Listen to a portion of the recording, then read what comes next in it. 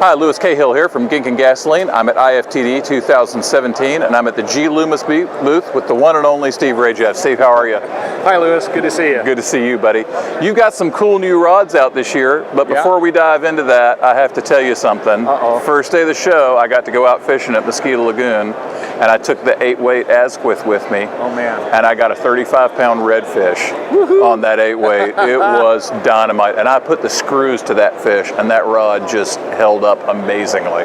Performed beautifully. The Spiral X blank making in that rod lends itself to strength, durability at phenomenal lightweight feel. That's right. In your casting, and a beautiful, delicate presentation too, which is key. You know how educated those Mosquito Lagoon fish are. Wow. Yeah, so it was dynamite. Thank you for that. Awesome.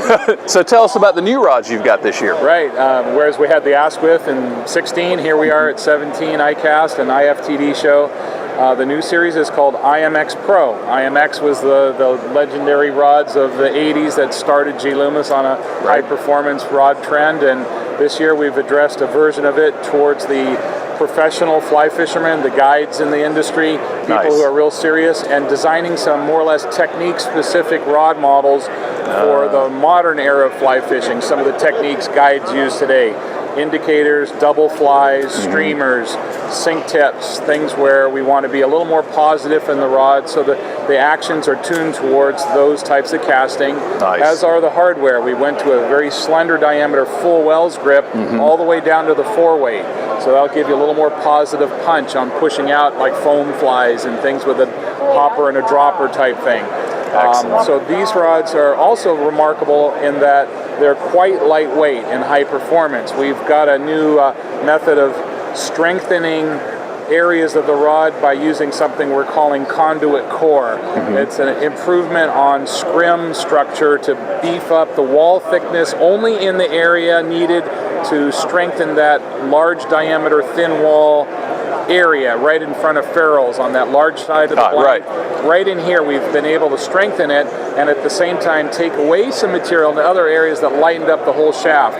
Bottom line is you pick up these things, it feels like, holy smokes, this is a lightweight rod. Yeah, they really do. They really feel light and crisp and easy to cast. 4-weight through 8-weight in the single-handed rods, including a couple of them which are in one piece. For some of the guide folks that are interested in using streamers and the big flies, working the stream banks and popping the shorelines and working it, these one-piecers make the rod so effortless to cast. As light as the 4-piece are, the one-piecers are even lighter yet. Yeah, remarkable when you pick them up. No ferrules in your hand, so they make it even nicer to cast, and also just a smooth fluid. There's no ferrules. It casts terrific. So these are some of the keys in the single-handed rods that we'd like folks to know about. Super cool. I love that you're going away from the all-arounder and designing rods for guys who know how they want to fish. Right. We got a 9.5-foot 6 for the indicator. We got a 10-foot 5-weight for flow tube or low in the water, easy pickup, or high-sticking nymphs. The 10-footer 5 is a popular version for that. We even have a 10-footer 7 for trout on the Kenai River in Alaska. Nice. Bigger fish, bigger bugs, a lot of split shot, big heavy currents. And some of the steelhead guys on the West Coast like that for that application, same purpose.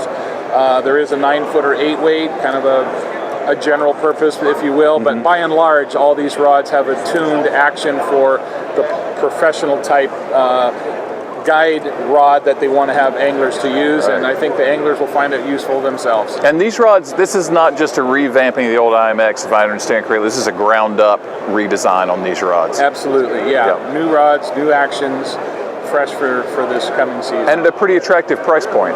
Yeah, the group of them, all the 9-footers are retail $495.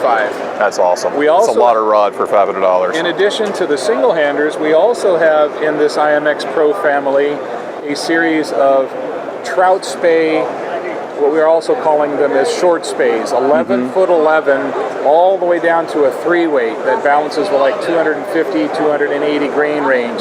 Really smooth, and it's a true two-handed rod that bends fluidly throughout. And for these new, very compacted short belly Skagit style and or Scandi style that are really small little lines, these actions are conducive to handling those, which means you can fish places with very limited back cast space and still belt out longer casts, and that's really fun to do. I got to take this 3-weight out to the casting pond earlier, and it was just beautiful, just effortless, and it just goes. Right. Yeah, such a great. And I understand you've been steelheading with this. Yes, you can. And places in the Northwest where we have those summer runs that are 6-8 pounders usually, occasionally a little over 10, you can hook one with these and have a blast. That sounds like a party. I was really enjoying last fall. That's awesome. Well, these are great rods, Steve. No big surprise, and a whole lot of rod for the price point. Thanks for taking the time to show them to us. Thank you for visiting. Stay with us at Gink and Gasoline for more from IFTD 2017.